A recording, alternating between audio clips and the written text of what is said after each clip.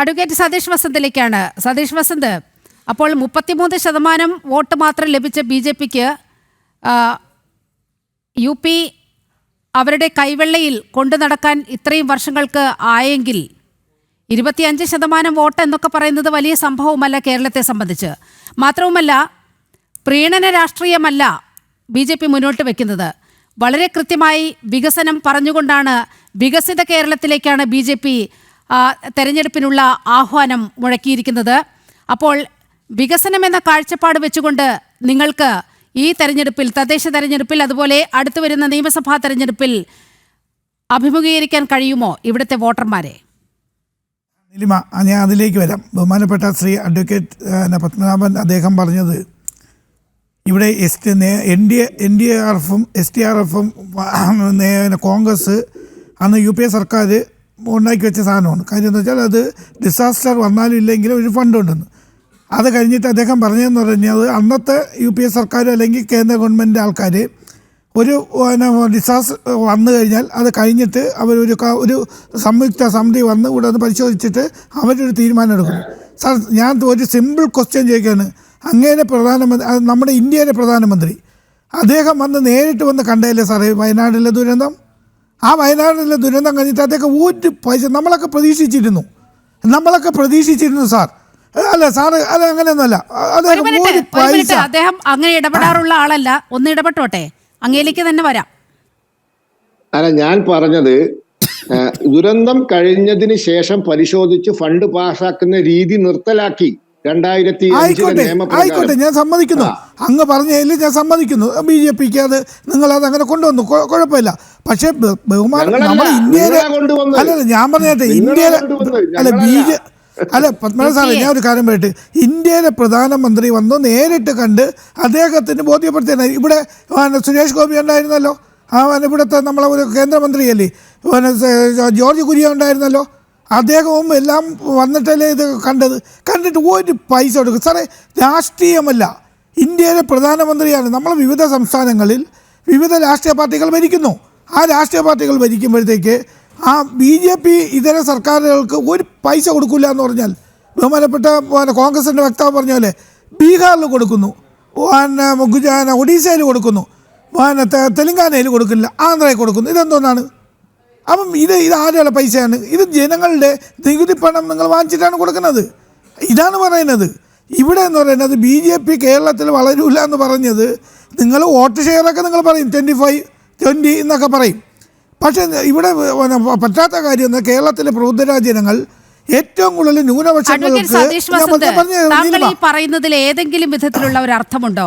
ഇന്ന് തന്നെ വളരെ കൃത്യമായ കണക്ക് ആഭ്യന്തരമന്ത്രി കേരളത്തിലെ ജനങ്ങൾക്ക് മുൻപാകെ വച്ചിട്ടാണ് അദ്ദേഹം പോയത്. നോക്കൂ, 2019 മുതൽ ഇതുവരെ ദേശീയപാത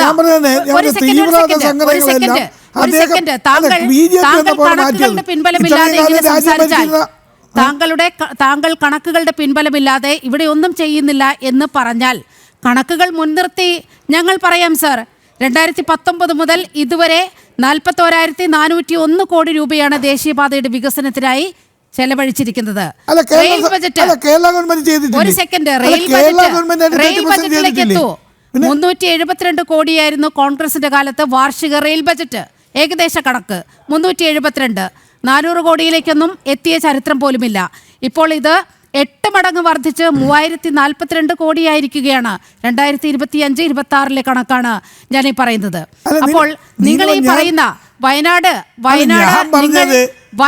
നിങ്ങൾ ഒരു മാനദണ്ഡവും കൃത്യമായ പേപ്പർ വർക്ക് പോലും ചെയ്യാതെ വയനാടിന് ഇത്ര തരൂ, 8000 കോടി തരൂ, 6000 കോടി തരൂ എന്നൊക്കെ പറയുമ്പോൾ, അങ്ങനെ കൃത്യമായ കണക്കിന്റെ പിൻബലമില്ലാതെ, കൃത്യമായ ബജറ്റ് ഇല്ലാതെ, ഒരു പേപ്പർ പോലും ഇല്ലാതെ കേന്ദ്ര സർക്കാരിനെ സമീപിച്ചു എന്നുള്ള കണക്കുകളൊക്കെ നമ്മുടെ മുന്നിലുണ്ട്. രേഖകളടക്കം കേന്ദ്ര സർക്കാർ മുന്നോട്ട് വെച്ച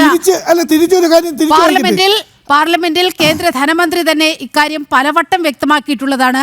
പക്ഷെ എപ്പോഴും കേരളത്തെ തെറ്റിദ്ധരിപ്പിക്കാനാണ് നിങ്ങളുടെ ശ്രമം. നീലിമ ഇവിടെയല്ലേ ജീവിക്കുന്നത്? കേരളത്തിലല്ലേ ഇവിടെ ഈ തിരുവനന്തപുരത്തെ ഫ്ലോറിൽ നിന്നല്ലേ സംസാരിക്കുന്നത്?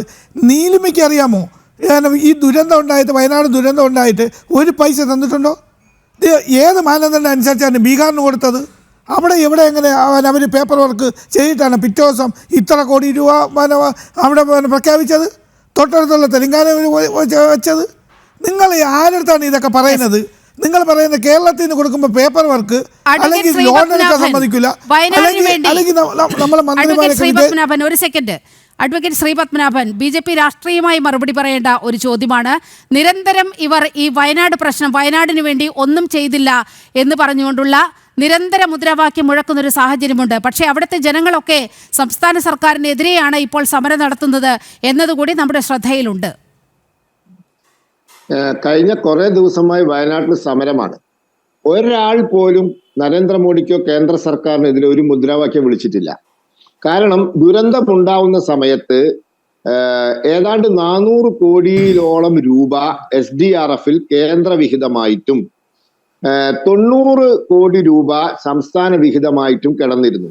ദുരന്തമുണ്ടായി ഉടനെ തന്നെ കേന്ദ്ര വിഹിതം കുറച്ചും കൂടി വന്നു, സംസ്ഥാന വിഹിതം കുറച്ചും കൂടി വരണം. അപ്പോൾ ഏതാണ്ട് 700 കോടി രൂപ SDRF-ൽ കിടക്കുകയാണ്. അത് ഏത് ഈ നിയമപ്രകാരം ദുരന്തമുണ്ടെങ്കിലും ഇല്ലെങ്കിലും ഡെപ്പോസിറ്റ് ചെയ്യേണ്ട ഫണ്ടിൽ ഡെപ്പോസിറ്റ് ചെയ്യേണ്ട പൈസ ഏതാണ്ട് 700 കോടി രൂപ. അത് മാത്രം ഉപയോഗിച്ചാൽ പ്രശ്നങ്ങൾ പരിഹരിക്കപ്പെടും. പോട്ടെ, 700 കോടി രൂപ നാട്ടുകാരോട് പിരിച്ചല്ലോ. ഈ ലോകം മുഴുവനുള്ള ആളുകൾ, മലയാളികൾ അല്ലാത്തവർ, BJP ഭരിക്കുന്ന സംസ്ഥാനങ്ങൾ 65 80 കോടി രൂപ ഉൾപ്പെടെ 700 കോടി രൂപ സംഭാവനയായി കിട്ടിയല്ലോ. ഇന്ന് വരെ ഒരു വീടുണ്ടാക്കി കൊടുത്തിട്ടുണ്ടോ? അതപ്പോ 10 ദിവസം കൂടി കഴിഞ്ഞാൽ ഒരു കൊല്ലമായി. അവിടെ കേസിൽ കിടക്കുന്ന ഒരു എസ്റ്റേറ്റ് ആണ് ഏറ്റെടുക്കാൻ പോകുന്നത്. സുപ്രീം കോടതി വരെ കേസാണ്. എന്നാ നിങ്ങൾ വീടുണ്ടാക്കി കൊടുക്കുന്നത്? ഇന്നും പരാതിയാണ്, വീട്ടുവാടക കിട്ടുന്നില്ല എന്ന് പറഞ്ഞിട്ട്. അപ്പോൾ അവിടെ ആരും കേന്ദ്രത്തിനെതിരെ സമരം ചെയ്യുന്നില്ല. ആദ്യമൊക്കെ അവർ തെറ്റിദ്ധരിച്ചിരുന്നു. ഇപ്പോൾ ആശാ വർക്കർമാരെ പോലെ കാര്യം അവർക്ക് മനസ്സിലായി. ആദ്യം ആശാ വർക്കർമാർ വിചാരിച്ചിരുന്നു കേന്ദ്രം പൈസ കൊടുക്കായിട്ടാണ് അവർക്ക് കാശ് കിട്ടാത്തതെന്ന്. ഇപ്പൊ അവർക്ക് മനസ്സിലായി ഇത് കേന്ദ്രം കൊടുക്കായിട്ടൊന്നല്ല, ഇവര് കൊടുക്കായിട്ടാണ്. അപ്പൊ ആ നാട്ടുകാർ തന്ന 700 കോടി രൂപ എന്ത് ചെയ്തു? അതിന് നിങ്ങൾ എന്താ അവിടെ ചെയ്തത്? അവിടെ 200 കോടി രൂപ അവിടെ മണ്ണ് നീക്കം ചെയ്യാനൊക്കെ ഒരു സൊസൈറ്റിക്ക് കൊടുത്തു എന്നൊക്കെയാ കേൾക്കുന്നത്. ദൈവത്തിനറിയാം എന്തൊക്കെയാണ് അവിടെ നടക്കുന്നതെന്ന്. അതിനി അടുത്ത വിഷയമായി ഉയർന്നു വരും. അതാണ് സംഭവം. ഞാൻ ഒരു കാര്യം പറഞ്ഞു സാറേ, അതല്ല ഞാൻ ഒരു കാര്യം, ഏത് മാനദണ്ഡം ഈ ബീഹാറിലൊക്കെ സ്റ്റേറ്റ് വയനാട്ടിലെ CPI ജില്ലാ സമ്മേളനത്തിൽ സർക്കാരിനെയാണ് സാർ വിമർശിച്ചത്, സംസ്ഥാന സർക്കാരിന്റെ പിടിപ്പുകേടിനെ.